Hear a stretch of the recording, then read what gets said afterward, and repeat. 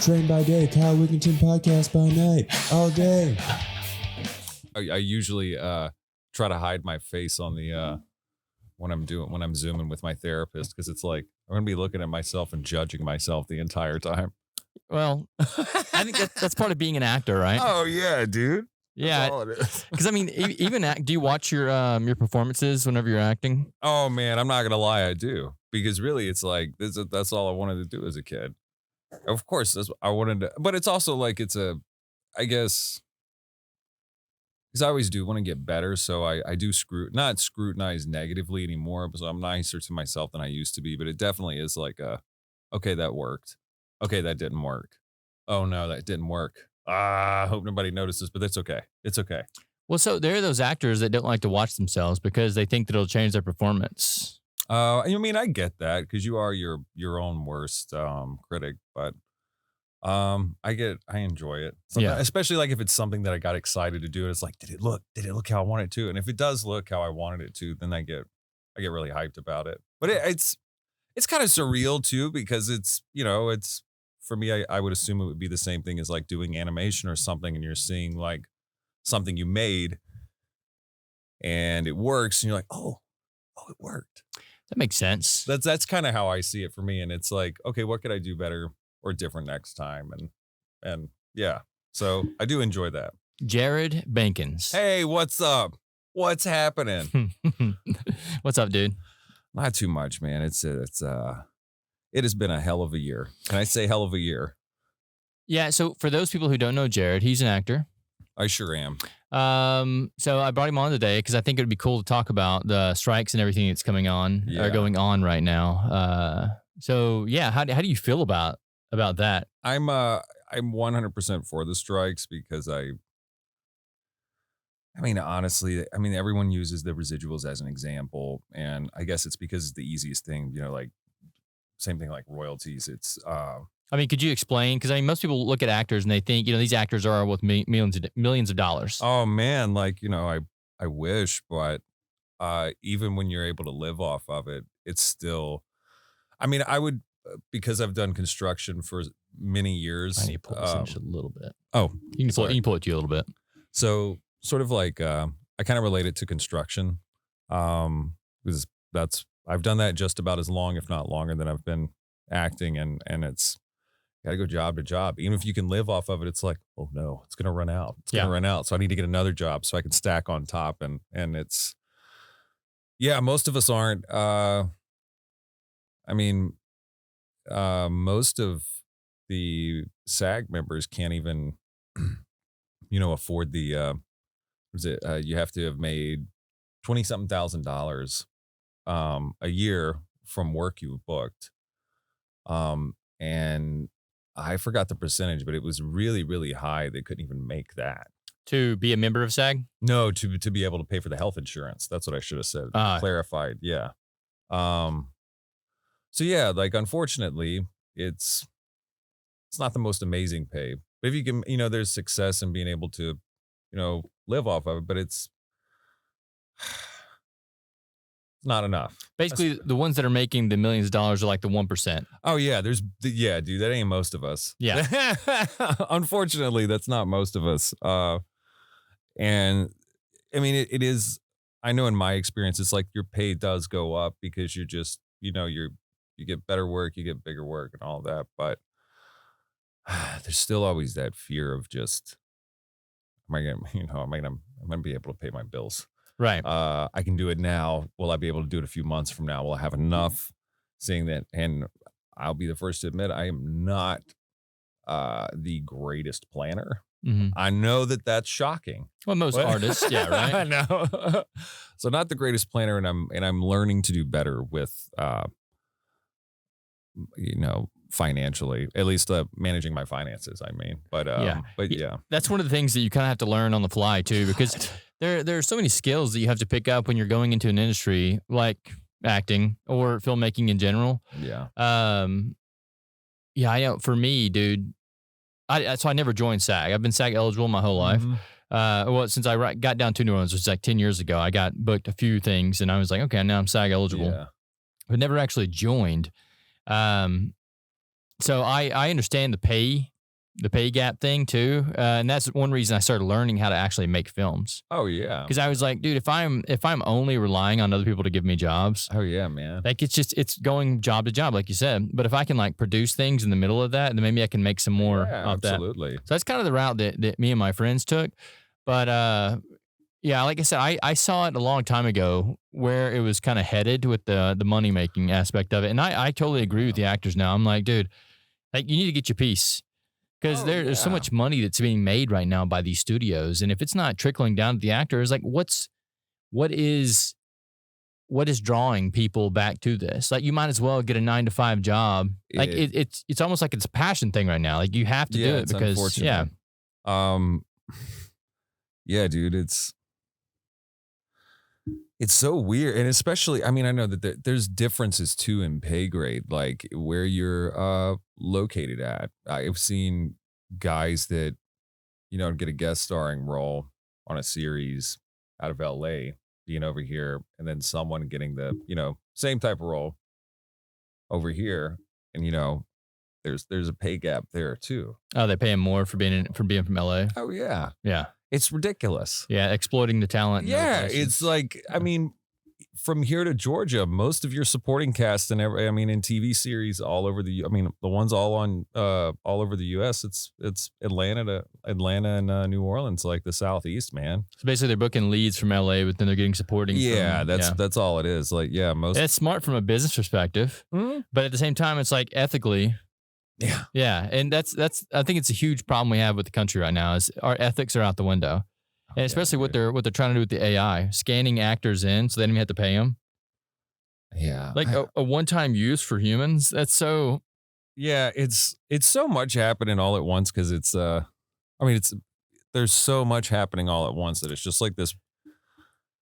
I can't even describe it. It's like that's a good way to look at the world right now. That's all it is. So much happening. Info. You're just like, oh my God, Jesus Christ, I just want to lay down. Yeah, dude. My wife and I went to the Northeast. We were in Pennsylvania, Northeast Pennsylvania. It's beautiful over there. No noise outside. Right.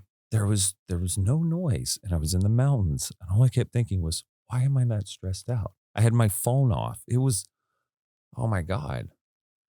And then I realized, like, I need to get away. And then as soon as I, it's so weird. How long were you there for? We were there a week, and strike happened and all, and I was like, ugh. So how bad was the transition coming back? Because I recently did the same thing. I went to Arkansas, where I'm from. Mm-hmm. I was there for 3 weeks. And the transition coming back from that peace and serenity back to this, I was just like, why? Man, like, why am I was thinking the same thing. I was like, why am I still doing this? Why? What are we doing? Yeah. And I ask myself that 1.5 million times a day. Just like, what are we doing? Why are we doing this? Yeah. Why are we doing this? I think that was the bad part of. Well, what do you come to? What conclusion? Because I love to ask other people that. What are we doing? Yeah, like what are any of us doing? Oh, Jesus Christ, man. Like we're just trying to rip each other off for like what? It's all make believe. That's all it is. It's all made up. It's all made up. It's all acting. Of it. Yeah. Oh my God. Everything is just, it's just bullshit. Yeah. That's all it is. That's what my best friend and I, that's what we, I think that's where every single one of our conversations go. Every time, like we'll be talking about something, whatever, some stupid 80s song that's playing. He and I, we do carpentry together. And so we start talking about that, and then it dives off into, consciousness, and then you get into psychedelics and all that. And then we just talk about like nothing matters. It's all just made up. This is hilarious, right? And it's like, yeah, it's funny, but I still gotta pay my rent. I know, still gotta pay the rent. This is this is not great. Still gonna buy groceries. This is not. Yeah. So like, have you? I mean, some people can't talk about their psychedelic experiences. Oh my God, I love it. Okay, I'm a huge fan of psychedelics. They changed my life. Me too. Yeah. I mean, I was going like in a just spiral downhill, and then I had my first mushroom trip, and I was like, whoa. Oh, dude, that's what happened to me. Yeah. It was, yeah, it's so crazy. It's like I had my therapist to explain it to me, where it was like, he's like, so reading up on it, it's your default mode network is just shutting down, and your default mode network is like that part of your brain that's like identity wise, like you are this, you are that, I am this, I am that. It just kind of shuts it off, and then you just become awareness itself. And I think that like when that happened to me the first time, that was where it was just like, oh wow. Mhm. Oh, this is different. Oh no, there's a lot I got to deal with right now. Well, looks like we're gonna have to do that. But then also with so much love, because the shrooms, that was the first thing I did. Yeah. That was the first one I did, and it was just like, oh my God, I just love everything. I love you. Can we be friends forever? Isn't this the greatest day? Look, the grass growing while the rain is hitting it, like it's the most beautiful thing. Jesus. So you've done them like outside, obviously. Oh, yes. Have you done them in a dark room? I keep getting asked to do that, or I Mhm. keep getting instructed to do that, or recommended rather, not instructed. I just keep getting. That's the only way I did them. That's the only way you do them? Yeah. Well, now I microdose like every Oh, other yeah. day, but the only way I've ever went deep on trips are in a dark room. See, I've been told that is something you should do. Yeah, because what you're talking about with the awareness, oh my God. Oh, I bet that's nuts. Like it's insane, man. It's like there's an entire world in here, and it's Yeah. hard to experience that entire world in there when you have all this going on out here. Yeah, absolutely. So whenever you take them and there's nothing to stimulate your brain in there, you go, Oh yeah, you go inside. yeah, Oh, it's so sick. it's terrifying. Oh yeah, man, it's totally terrifying. Yeah, but I mean, it'll change your life, man. There was a football player that recently did it.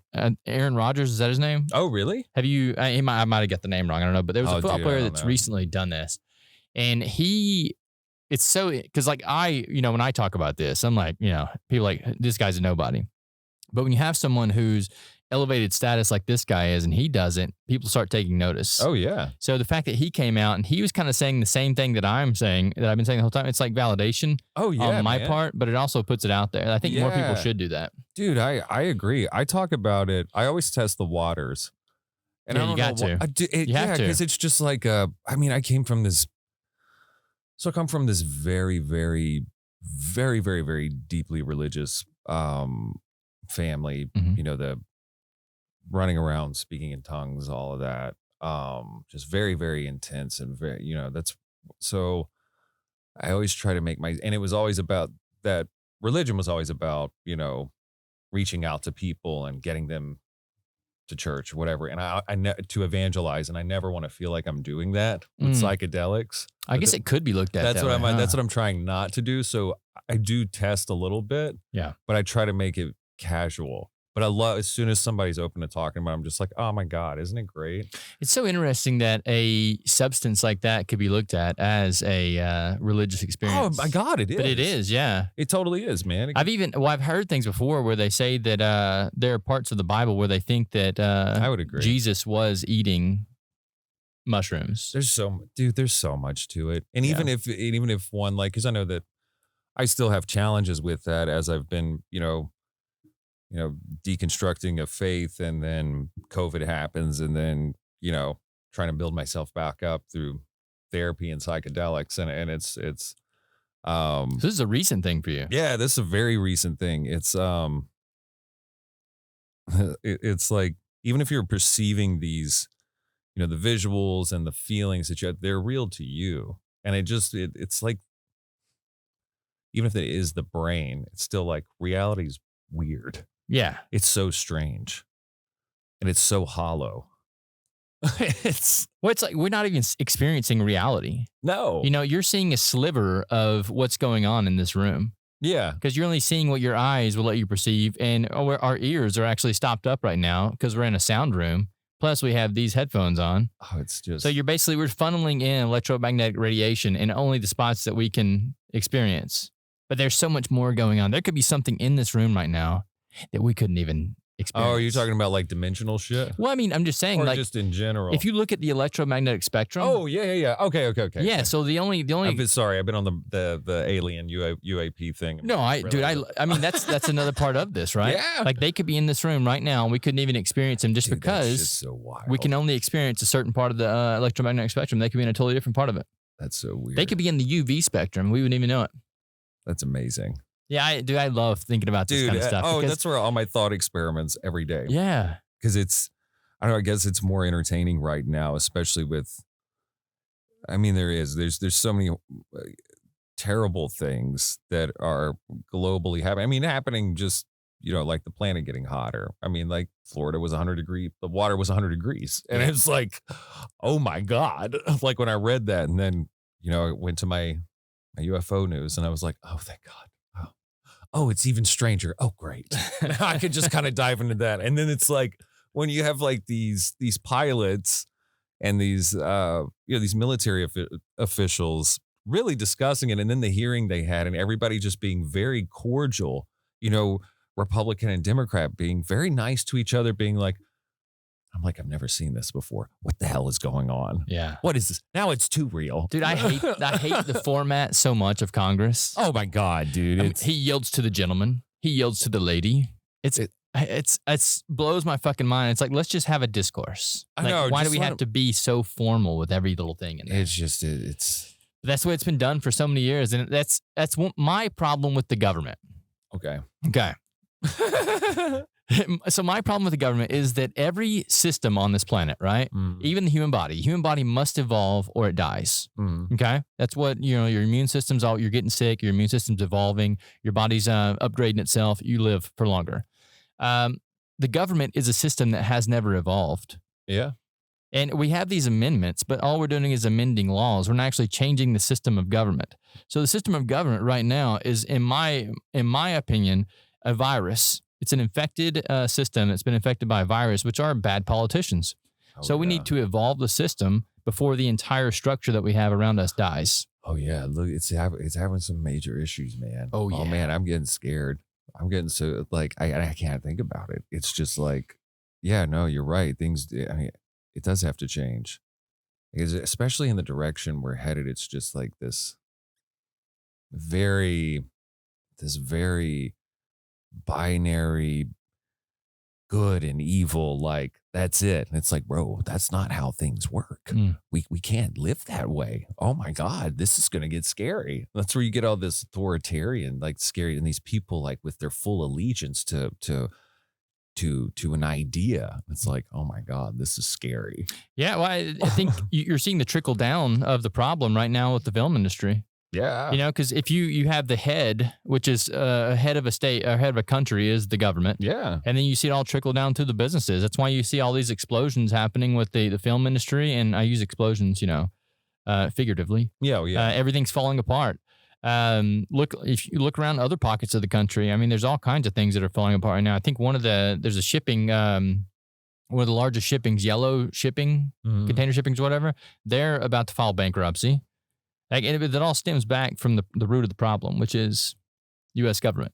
Oh, yeah. So that system must evolve.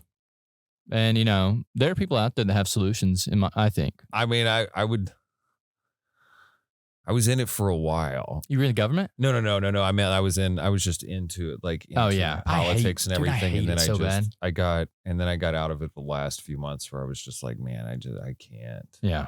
Especially seeing, like, there's this weird discourse where these people are just saying these, not just angry, but very, like, what are you talking? Like, when you hear it, you're just like, what are you talking about? Like, what do you mean? Give me an example. I'm like that Marjorie Taylor Greene lady.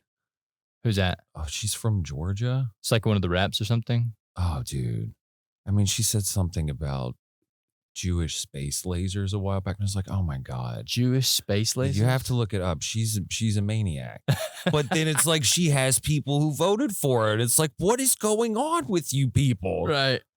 I just need an adult. That's all I need. That's exactly what we need. That's a great I need a fucking adult right now. We have children up there, or people that are so old they revert back to childlike behavior. Oh my God, dude, Mitch McConnell. Yeah, you see that thing he did the other day where he just like stopped talking mid. Oh my God. Is he okay? Like, I don't care if he's okay. He's awful. I mean, no, I agree with you there. But at the same time, when someone just like, no, man, that's like if I was sitting here on the podcast and all of a sudden I just went, oh yeah, it's scary, man. Even when I saw it, I was like, look, I have a sticker on my car that's because I've crossed over my mid 30s, 36 now. So now I can have bumper stickers. So people really know how I feel. Well, my wife got me this bumper sticker because I really do. Anytime Mitch McConnell's name would come up, I would just, he's just a terrible human being. And it's a turtle that says, save the turtles, except Mitch McConnell. Fuck that guy.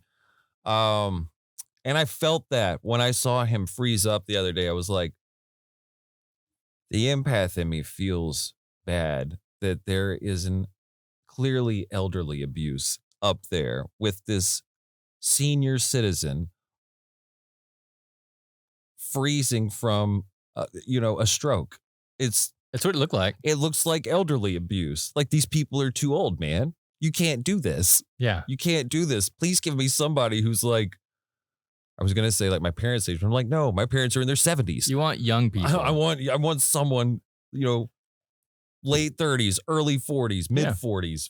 Like, I don't know, man. Someone who lives in the system. Currently living. Yes. Because even those old people, they have handlers. Like, you even saw after he froze up, people came and were like, Mitch, let's go back to the. It's so weird. It's like a cartoon, dude. They're actors, man. It creeped me out. I think that was my other reaction to it. It's like, that's why I just totally yeah, I there were a couple memes that I was like, that's funny. But there was just something that it was so creepy. But I guess it was that's a great metaphor for how this country and its workforce, the bad workforce that we have operates, which is like, just everybody work forever, suffer forever. Nothing is ever enough. You were never enough. And it's a perfect representation of that. Seeing this guy who's so old that he should be chilling out on his golf course. That's a good point. Like it is so abusive, whether he even realizes it's abuse or not, in this disgusting power hungry and just, I need more and more. It's like, well, at that point, he has enough money. It's so gross. So that's another one of the things that gets me about Congress, is the fact that you have all these Congress members that are making trades publicly on the market and making millions and millions of dollars off these trades, and they're still in this. It's gross. Yeah, it's so gross. Well, I'm pretty sure that should be 100% illegal right there. God. And then that lady, I can't think of her name, that other lady in Nancy Pelosi. Well, her too. She's very old. Oh, yeah. I cannot think of this woman's name, but she looks like she's 90 and she blanks out on words and she falls asleep. And I'm like, what is this? What is going on? Why are these people? Put them in their cottage with their tea. Yeah. Put them to bed. That's a good story, Grandpa. I saw, I think it was, I forgot what it was even about. I think it was about Hunter Biden or something. I'm not sure. But they were questioning someone in the FBI about the Hunter Biden and all that stuff. And the guy they were questioning kept dodging the questions. Like every time the senator would ask him a question, he would just like loop around and dodge the question instantly. He wouldn't even get anywhere. And the senator would cut him off halfway and be like, just answer the question, yes or no. Well, if I had the information in front of me right now, but I don't, so I can't really say. And I would say if they're going to do that, contempt of court. Yeah. It's essentially what they're doing is they're just wasting time. It's like I said, there are ways to evolve the system, but we're just not doing it because it's literally just political TV. It is. It's all posturing too. So much posturing from like, what? I don't know. Like I can't stand these tough guy politicians. Like, shut up, you loser. Why are you wearing cowboy boots? Shut up. You're a stupid cartoon character. Can you just give us an idea of something? Yeah. I don't care about how tough guy shit doesn't work on me. I think of someone with daddy issues. I think that way about people wearing suits too. Yes. Like we've been trained our entire life to look at these people in suits and automatically give them authority over us. And it's like, no, it doesn't work on me. Like, we're just cutting it all up. That's another thing that mushrooms gave me. Oh, yeah. Mushrooms put me outside of the box, and I was like, hang on a second. Why would I give anyone authority over me at all? Man. If they can't beat me up, then they don't have authority over me. Man, I'll tell you what, that has me thinking about. I would highly recommend doing this again. It was intense, but I'll tell you what I did a few months ago. I said I haven't tripped in a few months, but the last time I did 2 tabs of acid Mhm. with some ketamine, Mm. a lot of ketamine, and then some weed, and then I finished it off with DMT, What? and it was a pleasant experience. And the coolest thing though about it, there was one part, it got really intense. Yeah. And this was way before I did the DMT, but it was like the colors just kept flashing and they started getting brighter. And then, like when all of the, like the detail on the skin. Mm-hmm. So it's like it all started repeating faster and faster. And then when I tried to close my eyes, give a slight break, I could see a neon outline of everything I just saw. Oh, When yeah. my eyes were closed and I was like, oh no. Oh yeah. Oh, that's that feeling. I'm about to go over. Oh no. Oh no. So did you space these things out, or do you just like, I was just like, whatever, dude. it was just there and you were like, you know what, I'll take that? Yeah, it was just there. I was being an opportunistic one, but I knew going in, I was like, you know what? It was because I was in probably, to me, the safest place I can be in. It's in my friend's huge property out in the middle of nowhere in Folsom. Mhm. And that's where we spent most of the beginning few months of the pandemic. My wife and I did was just on this beautiful property. And we did that stuff a lot, but during the lockdown. But anyway, we went there and it was with probably my favorite people around me. And I was like, you know what? I'm gonna do it. So then I did it. And then I did another one. And then I was like, oh, ketamine, cool. And I did that. Have you done ketamine before that? Oh yeah. Okay, so I've never done ketamine and I've never done DMT. DMT is wild, dude. Because to me, everything else feels like, I guess, so like the ketamine is a dissociative. So I know for me, the only way I can describe it is like your consciousness or my consciousness just kind of like pops out, like it kind of just checks out, Mm-hmm. or at least rather my personality just kind of checks out. So I'm not emotionally connected to anything. So I can just kind of watch things like they're a movie, if that makes sense. Yeah, it does. So that's what it does. So that's why while it can be very, very intense and the visuals start to get really wild, but mixed with the acid, it was, because 2 tabs of acid, it was just all these things that I was just like, I've never done it before. Let me do it. I've never done it all at once. Yeah. And, but it, like I said, it was just visually, I was still in the eye. This is all in my head. This is just whatever my eyes are doing, trying to come up with some science bullshit in my head. But man, doing DMT, then it was like, whoa, this shit's real, dude. Yeah. It was totally different ballpark where it was just visually, I didn't blast off, but I got close. I got close to getting in the, when people talk about The machine elves. the and things machine like that. elves and Yeah. shit. I was like right there, but the way everything around me transformed, that was what got me like, whoa, this is real. It was dude, it was bizarre. So, you produce DMT in your body, Mhm. anyway. So I think that one time I was practicing these like yogi techniques of like meditation and stuff, and I was like fasting and all this crazy stuff. I think I might have initiated like a DMT I release think you can. in my body because the experience that I had then was an experience of death. Oh, wow. Yeah, so I think that I actually did release DMT once naturally, but I had to it was like a month-long process to even get to that level. But I've never actually smoked. I would love to smoke it now and then see like how it relates to that other experience. Well, I think that was, I think my wife was telling me about like the real deep, intense meditation sessions that, I believe it was Buddhist monks, some Buddhist monks had done or whatever. It was somebody who was, that heavy into meditation, and they had done a comparison of that with DMT, but when they had smoked DMT, it had no effect. They just said, yeah, that's pretty much it. Yeah. They were just saying, yeah, that's pretty much it. Yeah, some of those yogis, they say they live that way all the time. I'm just like, that's amazing. Yeah. Really? Yeah, I haven't got to that level yet. It's just a full detachment from everything. But dude, I love meditation. Oh, dude, me too, man. Like sometimes I'll be there for hours just fucking zenned out. Dude, the first time I got past like 30 minutes or 40 minutes, and then to 40 minutes, then I was just like, and then after that, it just all blasts by. Yeah, real time fast. just doesn't exist when you're in that state. Man. Oh, that's the best feeling when it's just like, for me, it's like where I can almost start to feel like it's like my body's like, or whatever's me's moving like this, and then it just starts to Expanding. yeah, and then it just disappears with everything else. It's the coolest feeling. It's like, what do you think that is? I don't know, man. I mean, that's the consciousness expanding, right? Yeah, well, yeah. Yeah, I've thought about, I think about this all the time. I love to get, one of my favorite things to do is to get high and then watch science videos. Oh yeah. So I'll get on YouTube and just go in these fucking rabbit holes, but I'll be stoned. So I'm like, I'm not here presently. I'm like thinking outside of the box about these ideas. So I think I've boiled it all down to like magnetic fields.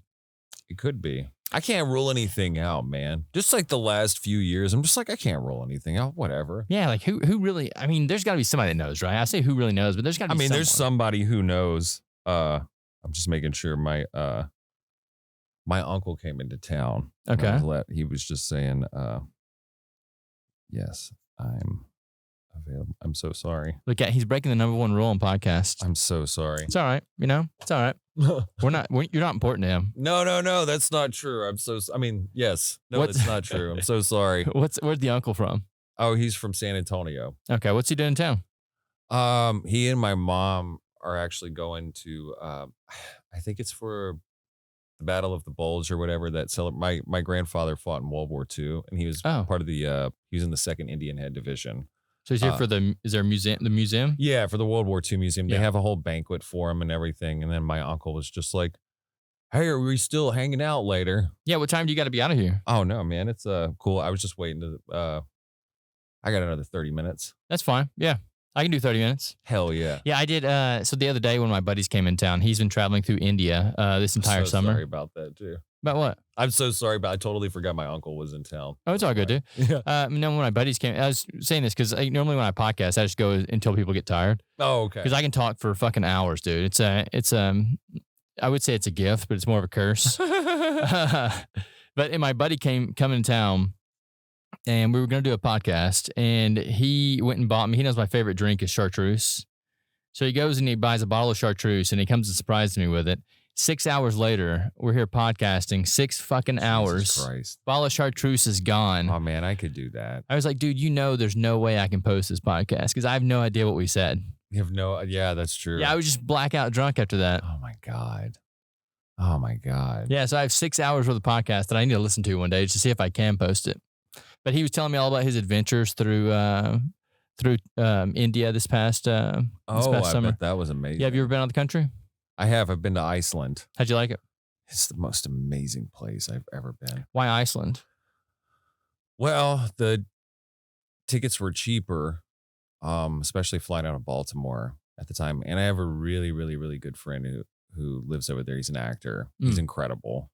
His name is Olafur Dari Olafsson, and that's how he talks. What a fucking name. Dude, he's got the coolest, like you can feel his voice, like the bass of it smacking you from like 15 feet away, just, hey buddy, how are you? It's just like, it's so cool. It's like, oh man, that's it. And he's like fucking 6'4.5". He's just like a monster of a man.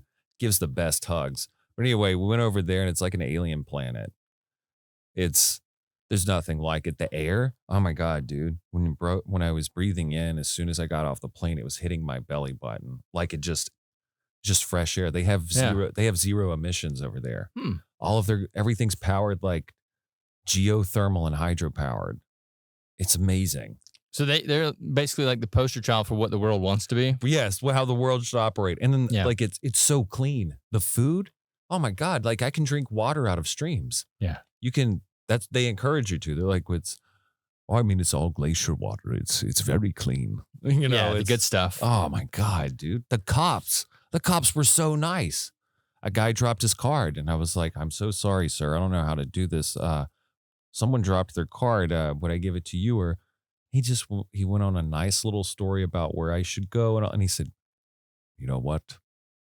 I want you to enjoy your vacation, sir. And he said, I'll do that for you. Thank you very much for being he said something like being a good traveler or something like that. I was like, God damn, these people are so great. Have you ever had a bad run-in with the cops? Oh yeah. Yeah, Oh, my I've God. had one too. Yeah, so I know. So I haven't had one in this city, but I had one back in like in Arkansas, and I think there things are different just because it's like small towns everywhere, so Uh-huh. everyone thinks they have like power. It's like a power trip thing. Here in this city, like the cops, like we got other shit to like deal with. Oh yeah, dude. So if you're not killing someone, it's okay. I think that's the way cops should operate, in my yeah, opinion. like if you're, yeah, man, it's law enforcement is strange. I had a weird experience. Well, I've had a few weird experiences with them. Like, there's times like when I was a kid, um, a family member was arrested more than once. And so I didn't like the cops then. And then I had gotten I was like in my 20s and I got a little drunk and drove. I didn't like them then. Then I was fleeing what I thought was a hurricane or was going to be one because the weather was supposed to be so bad in the city. It was flooding. This a few years ago. I go to Lake Charles. These guys confiscate my marijuana. I was so mad. And then they gave me a ticket. I was like, because the guy got mad. He was like, "Well, would you be okay with me searching your vehicle?" I was like, "Well, I mean, like, no. Why?" And then he just puts his hand on his holster and he says, "Step out of the vehicle." It's like, yeah. So anyway, that got thrown out because my lawyer was like, it's like what? It's like what? He's like, this is the fourth, like this, like so. This guy had this, like he had done this multiple times to people, Mhm. so he got fired. Yeah. Which was like good, but At the same time, you still had to go through it. Like those guys should Yeah. never make it to that position. No, like I have a couple of friends that are they're cops. I'm just not a fan of law. I'm just a hippie type of person where I'm just like, you know what, bro, I'm just like let him be. Yeah. Just you do you do me. I don't give a shit. As long as you're not hurting anybody. I don't Right. care. Well, we come from we live in a very liberal city too. So I mean, when it comes to like the substances and things, like here, they're not a big deal at all. No, and But if you go to a place like Lake Charles or like where I'm from Oh in my Arkansas, God. man, they just fucking flip out. It's like it's it's the devil. oh yeah, dude, the devil's in everything. Everything's satanic. Oh my God. Mm. I heard that so much. I guess you could kind of say it's When you were growing up, yeah, it's kind of a cult. you were in a cult when you're growing up. I don't know if I want to say the name of it. Well, you don't have to say the name of it, But but it's you did like- say the tongues. Eh? Like, what is that all about? Oh man. So the women can't cut their hair. And they wear long dresses and you can't Like Pentecost? yeah. Yeah. It's it's a cult, man. You didn't say it. I guess it. First time one of the first times I did, it was after I started doing therapy and psychedelics, and that's when I realized I was like hanging out with my best friend, and I was like, oh my God, dude, I grew up in a cult. And then one of my brothers had the same realization too around the same time. And I told him, I was like, dude, I think this was a cult. And he was like, yes, it's a cult, dude. But yeah, so like So your family still in it? I have some family still in it. Yeah. It's weird, man. I haven't really talked about it. I talk about it with some of my friends, but I've been like, that's where the therapy started, was that. Because it is like it's a very weird, earth-shattering thing to like, especially with how it was in that church, is like everything, every service, it is life or death. Everything is that intense all the time. Everything is that serious. How? Like, dude, you go to prayer meetings, you go to like you mostly keep in touch with the people inside of the church. It's like that's who you mostly socialize with. That's who you go out to eat with. You don't really have many friends that are outside of the church. You are always associating with people in that church. it's a cult. Yeah. Yeah, and then you have the mind of like the what do they call that? Where anyway, it's so much herd mentality, and it's there's people groveling and bawling their eyes out, worshiping, speaking in tongues and like shaking. And it's like, you see that as a little kid. Like I didn't even know, like, didn't know what depersonalization was as a kid, but I know my earliest memory as far back I was like 3 or 4 is me going through depersonalization, just like watching everything from inside of my head, like, wow, this is weird, but they can't get me. Uh, and that was from seeing all of that as a kid because everything was just that intense all the time. Like you were, don't do this. This is satanic. Don't do that. This is satanic. Don't do this. Don't do that. Just everything was, Yeah, and I bet at that young age it can really like, oh yeah, man. it that affects you for the rest of your life. Oh yeah, dude. I have PTSD. I have legit diagnosed PTSD from it. So what are some of the things that still kind of affect you in that way? Oh man,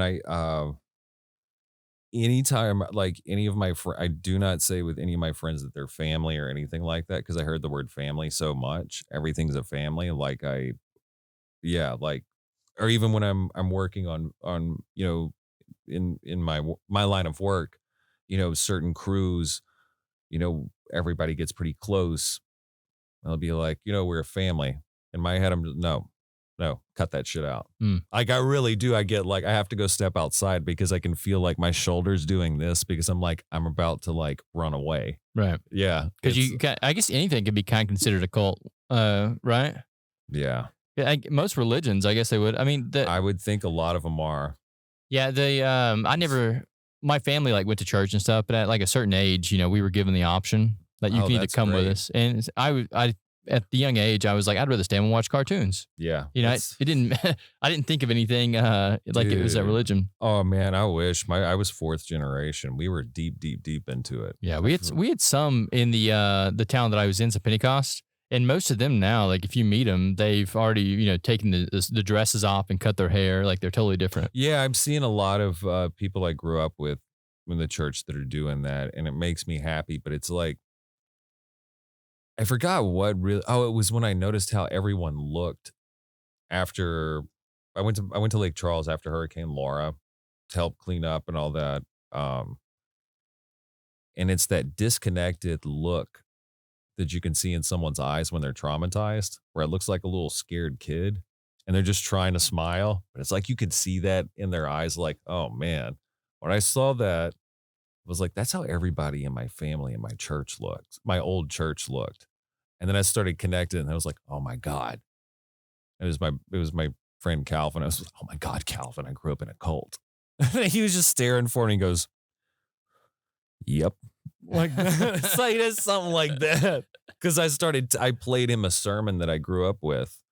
And he was just listening to it and his eyes just kept getting wider, like, and it was this sermon that was like one of the last sermons I went to. And it's just like how this person on stage is just like, they are screaming at you. And you see this guy doing this performance of like, you got, like, it's like this guy's crying and shaking and going up and going to, it's like watching this horrifically abusive parent go through the worst meltdown ever. And you see that all the time. And this guy scares you because it's your fault that all of the bad things are happening to you. It's your fault. You have to deal with it. Yeah, all this stuff where it's just like, That what got you into acting? You're like, I love this performance. no, it was really what it was. It was like, it was, I don't know what it was. It was like,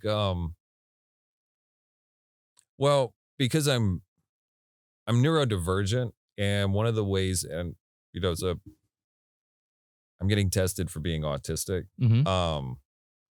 And usually from what my therapist had said was like, it's, what I do really well is called masking, which is, you make your whole personality for, like, you're able to hide better, like, your traits.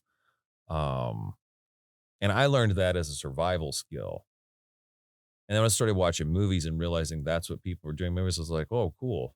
And I was like, well, I could play with that because that was my escape. I was just like, it was just the idea of fooling people. Like, it was a little kid's game, like, ha ha ha, it's really me. You know what I mean? Yeah. And that's where it stemmed from, was that, like, it started off as this survival trait. And then, like, it turned to that. And then I was like, well, let me see. Let me just see if I can do it. And then like the only 2 careers I wanted, I was like, I want to be a session musician or let me go into acting. Session musicians, a lot of, this is really how my thought process was like just so stupid. Like session musicians is a little more difficult. I'll try this out. Yeah. It's like so fucking difficult to break into. So session musician, that means they call you in, you like record in the studio. It's basically the same thing I do. I mean, like I'm a character actor. I'm like that guy. It's like, we need this guy to play this type of character who like, all those cool supporting characters that are in like, you never remember the dude's name. It's like, oh, that guy. Yeah. Yeah. So I sort of ended up being kind of like that. Yeah. No, it makes perfect sense. Actually, that's kind of the same route that I took, where I was like, I want to learn more about humans and why they function in a certain way because of the same issues, like the masking issues and ADHD. Yeah. So neurodivergent as well. And I think that a lot of the artists that we have in the world today, they are the neurodivergent. Oh yeah. That's just a way to like say artist now. It's always pretty easy to call out too. Like, I think that's why we all become friends with each other too. Yeah, absolutely. Now I know that's why I got a lot of my friends. If you like, there's a reason they're always late. They're always late because of that. They're spacey and speaking on the level of consciousness and things again, I have this wild theory about ADHD and neurodivergence and consciousness. So if you think about the first through third dimensions, those are the spatial dimensions, right? Mm-hmm. And the fourth dimension is time. Okay. Because the Earth is moving through space, which is space-time. Okay. So one of the ways they're labeling ADHD now is fuck. Oh my goodness! I won't look at you. No, is that what it is? No, I don't know. If I look away, I always feel that way. Like if nobody. It worked. Yeah. Oh, sweet. Yeah, it worked. Yeah. No, they're labeling ADHD now as time blindness. Yeah. That's why a lot of these kids, they wait till the last minute to do their assignments. They're always late for appointments. Time blindness. So I think that ADHD kids and neurodivergence are really just living in a higher dimension of consciousness. All right, that's a possibility. They're living in the fifth dimension consciousness because what is above time? Time is the fourth dimension. In the fifth dimension, you're above time. That's why you have time blindness. I like that. Dude, I like that. That works. Yeah. That works for me. That makes it. Yeah, I got time blindness. Yeah, the whole point of this is you're taking someone who has a brain that is an evolutionary benefit to humanity, but you're trying to push him into this box of this like matrix type system that we live in. I mean, it really is, dude. It's like this post World War II. No, post like Industrial Revolution, like factory. Like everything, like we want everyone to be like this factory made thing. And it's like, dude, you're taking this weird hairless ape creature that was just jettisoned here not of their own will, just thrown in here. And it's like, all it is just a piece of the universe figuring itself out. Like, what is this? Oh. And then it dies. Like, man, chill out. Mm-hmm. This is a lot to do. It's like people were able to, which I'm sure there's a reason why. But to, after society's building upon each other over many years, it's like, there's this framework and this is what the standard is, Yeah, they just want you to be an automaton and go to work and do your 9 to 5 and then do that though, man. No. Just some of us don't want to do that, and then I don't know how any people do it. That's my thing is I don't know how other people do it, and if I have to go back into that, I might just go, okay, I'm going to end this. Yeah, no, there's no way that I can go back, especially now that I've been outside of it. Since I've been outside of the system for a while, I'm like, there's no way I can go back into doing this again. Like, I don't know how anyone else does. What I think that the world needs to do is take those neurodivergents and unleash them. Yeah, just let us take the leash off. Dude, just let us do. Let them go. Just be easy. Yeah, and I'm glad that more people are talking about it. I think a lot of it was propelled by COVID. COVID did a lot, even though it was destructive to things like, like how we really were all, whether we realize it or not, collectively traumatized. Like everybody's got something wrong with them post, because it's just like, what the fuck just happened? Yeah. You know what I mean? Even on a micro level, but it's still that. some good it did was like everybody was able to stop and look around and like, wow, I'm just really unhappy. Mhm. Wow, this could be something that like, what is this? Why do we do all of this? And then more people discovering themselves through psychedelics, which I think that propelled it too. Everybody I talked to did at least acid during COVID, at least once. Yeah. Everybody's at least been, oh yeah, I did some acid at the beginning of the lockdown. That was what I said on a show. A director had asked me, said, what did you do during the lockdown? I said, you want to know what I did? Did a lot of acid. I learned a lot about, and I was like, I learned a whole lot about myself and about everything else. Yeah. But really that I don't know anything about anything else, that it's all just some one big goofy little Play. Woof. Just a play, man. And you get 80 years. That's what I always say. I always say the same thing, like, man, I get 80 years. I got to at least try to do something. Yeah. And then what happens after that, or if anything. That's the only thing that's stopping me from going back to where I grew up, is the fact that I have, maybe 40 years left, and I'm already this deep into what I'm doing now. It's like I could go back there and, live out my other 40 years, but that's it. Yeah, dude, that's it, man. Yeah, why not just stay down here and keep trying to explore this? Just try it, man. I think it's because we have these stupid ideas because of how being in a consumer-based society, and I'm not going to do any of the like capitalism and all that because people agree with one thing or not. I'm just saying that being just in a consumer-based society with things like advertisement and propaganda, I mean, there are just ways in which they manipulate you into, because they just want you to buy something, but like they manipulate you into feeling like a piece of shit until everybody buys into it. We all buy into it. All of these like these identities that aren't even real. Like what are they? They're these arbitrary things based off of nothing, but it's just make you a good worker. Everyone will hate you if you're not this thing. You're a loser if you don't have this. Look at this guy. He's got all these great things. Isn't he the best? Ha ha ha, you piece of shit. Mm-hmm. Like that's all. Buy this. Because that's what we're in. We're just like, buy more. And then they just use these advertisements to build like, it's so gross. And everybody's got anxiety. Everybody's so stressed out because nobody can live up to these terrifying expectations.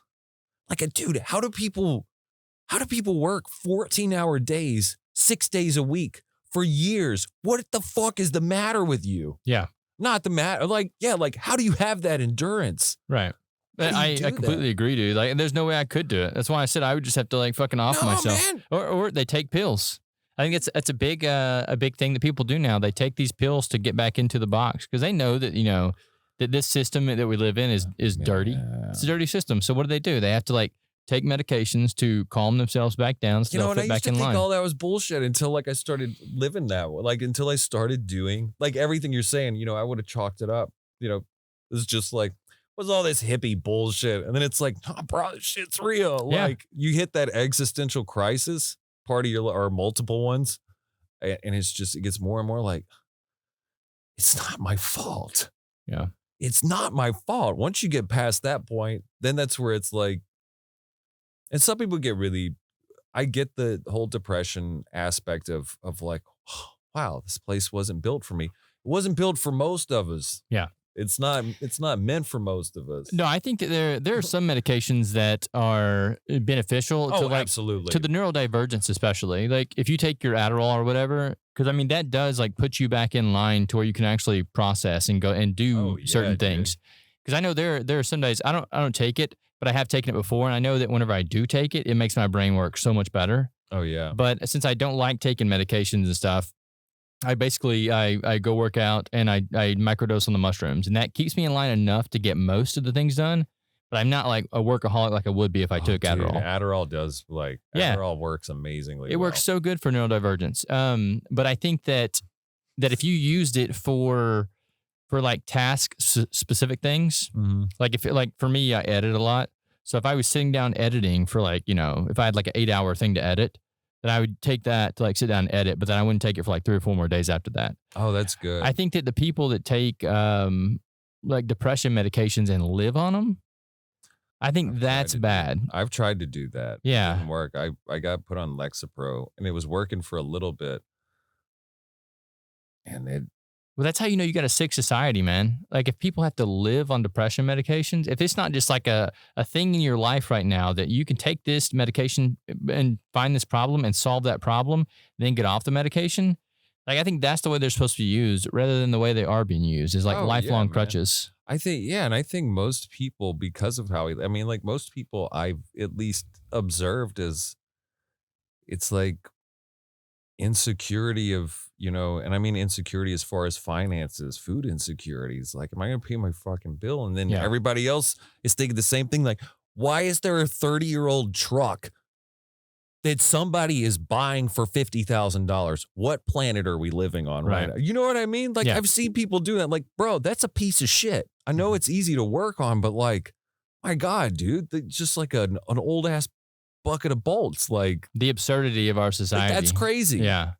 Look at the cost of, anything, groceries. Like it's absurd. Like what is the matter right now? Yeah, that's why we need an evolution of our system because God, I mean that's clearly what's going on is you have these guys that are supposed to be in control of these things like the politicians. Oh yeah. And they're not doing their job. So what's it doing? It's trickling down to the public and you have, prices that are skyrocketing, you have quality of life that is going down. The fact that people can't afford food, that blows my fucking mind, dude. No, the one thing that really gets me is the people living under bridges. Dude, it grows every day. It seems like, because it seems like it gets more and more expansive with the amount of people, and I keep getting, I don't know, man.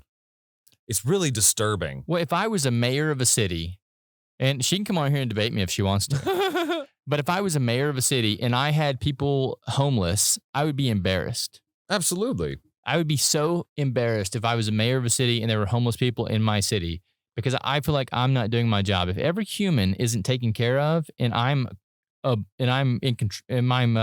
responsible for this place, you're not doing your job. Dude, if there's a pothole in the ground, like I would feel bad. It's absurd. Wrong people for the job. That's what I say. Yeah. I don't. Same thing as these like studio execs, man. To bring it back around. Like the fact that these guys did you see how much Disney lost on their past like 10 projects or whatever? It's like $1 billion. They've made more money than God. And the fact that they're like spending money on all these projects that are just crap now too. They're not making good projects anymore. No, and then they're trying to blame it on actors. Oh, and it's like, get over yourself. Actors, writers. It's just that's what $1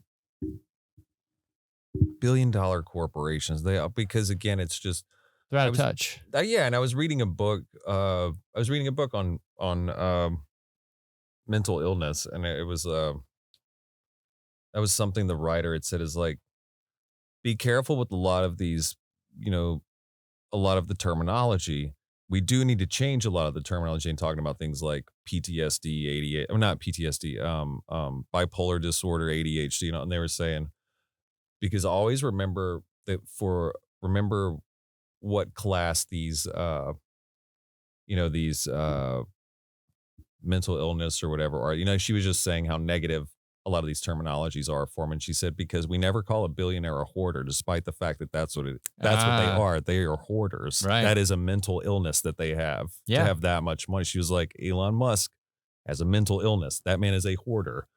She said, but no, that's only for lower class people. That's only for poor. And it was like, holy shit, she's right. That's a good point. Actually, I've never thought about that. I didn't either until she said it. Was like, oh my God, it's like the dragon. Yeah. Like the dragon that has its gold, it can never have enough gold, and all it does is hoard it. Like that's exactly what it is. Yeah, no, it's a really good point. But that's how the studios are too, man. It's like overshooting something. Like I believe we're overestimating and underestimating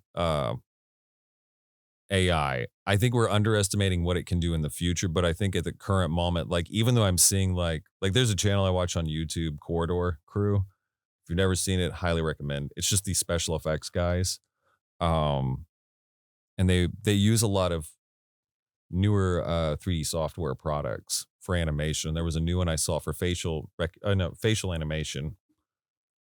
What you could do in a few minutes, versus like a year or two ago, it would take days or weeks of rendering, and you can do it in minutes now. Mhm. And so much of it's free and AI based, and it's just like, we could use it as tools. That's what the guys were saying, but it was also like watching it like we're overestimating currently what it can do.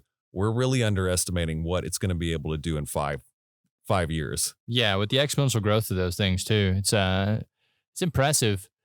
But like if they keep using it as tools, that makes sense. That's what I wish they would do, but they're yeah, the replacing of humans is where I kind of draw the line, just for profit margins. Yeah, well, and that's all it is, man. I even think like so much of it's not even intentionally malicious. So much of it is just these people who are so self-serving and selfish that just like, I need more, and how do I get to more like that? And they don't care about anything else. All they see is like, I'm trying to get more. Yeah. Yeah, I've run across a few people like that in my That's life. what it seems like all of these corporations, all of these studios are. It's just that, and they don't want to. Your profits got to keep going up, man. That's how Profits go up, and that's how you keep stockholders happy. Yeah, it's part of the system. I've run across a few guys in my life where they were so out of touch with what reality's like for the average human that was their issue. Like they'd never been poor. They'd never known what it was to not like be able to pay your rent or to not be able to get food. So if you just sit down and like have a conversation with these guys, it's more of ignorance over maliciousness. Oh yeah. So like, and some of them are like real pieces of shit, but I don't even think they do. I think a lot of them don't even realize. They don't even realize it. Shit. Yeah, that's the problem with the ones that I've come across. But I did come across one time that he wrecked his Jeep into Dat Dog across from the bar. Nice. Were you there? Were you in the neighborhood? You live in that neighborhood too, don't you? Where? In the Ferret neighborhood? No, I live around the point. Okay, I guess you were just there that day with Oh yeah. Yeah, because I saw you there. So that Dat Dog across the street, one of the guys I'm talking about is like worth billions of fucking dollars. Drove his Jeep into Dat Dog one day. It was one night. He almost hit people, but got off. Didn't even get a slap on the wrist. Wasn't even a slap on the wrist. Like he just paid Dat Dog some money and got off. Jesus Christ, dude. Yeah, but that's the problem with people that have like too much money and they're out of touch with reality is they do stupid shit like that, and no one's there to like, I don't know, man. I don't know. Eat the rich. Eat them. That's what I was gonna say. I was just about to say that. Eat them. Just tax them. Nah, fuck tax them. Eat them. Yeah, if you eat one on live TV, the rest of them will straighten up. I think they'll actually pay you money. They'll probably tax themselves. I would think so, man. Yeah, if you just eat one, make him an example on live TV, you about ready to get out of here? No, I got a bump on there and I was trying to read my text. No, I mean, eating the rich is a good place to stop if you need to stop. But yeah, we can keep going if you want to. Yeah, I will probably have to get out of here now. Well, Jared Bankens, thank you for coming in. Guys. My uncle's in town. Yeah, he's been on some really cool stuff. We can't talk about it right now due to the actor because I would love to come back and talk more. Absolutely, yeah. Whenever the bar gets back open, we'll do a podcast on the stage. Yeah, so now I wanted to get a feel. I'm so sorry. So have you seen how we normally do it? We normally sit on the stage at the bar and they have our logo in the background and stuff. No. Yeah, so this is just like a temporary thing while the bar's closed down. Okay, well, it'll be better. I'm so sorry. I was ill prepared, but I love talking to you. Absolutely, dude. Yeah, we'll do another one on the bar stage. Jared Bankens, thank you for coming today, brother. Thank you. Absolutely.